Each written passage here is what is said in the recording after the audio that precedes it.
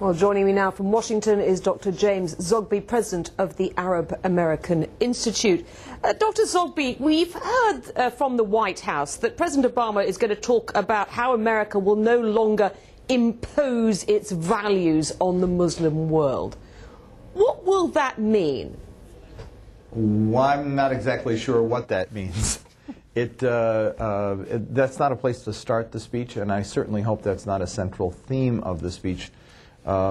People, as your lead-in suggests, want to hear about the Arab-Israeli conflict. They want to hear about specifics of policy. They do not want to hear sort of high-flown rhetoric about Arabs and Muslims and America and values and we love you and are not at war with Islam and we have Muslims in Toledo who pray in our mosques.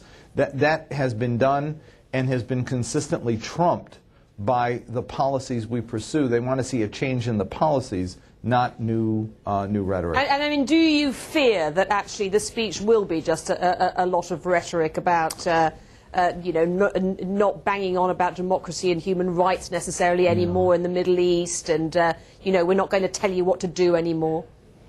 Well, I think we should clearly not be telling them what to do. We have, they're looking to us to see what we will do about policies that we have imposed that have made a mess of their lives. I mean, we, after all, tore Iraq asunder. We, after all, have sustained a going-nowhere peace process now for many, many years, not letting anyone else get involved while the situation deteriorated on the ground. Those are things people want to see us do.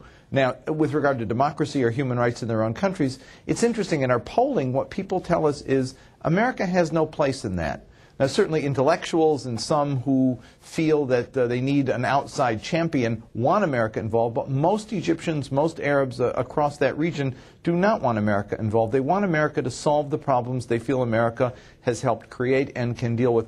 I, however, am confident that Barack Obama will not disappoint. My sense is that he has, throughout his political career, short though it's been, risen to the occasion. He's given the big speech about big issues in very difficult places and at very difficult times and made a real difference.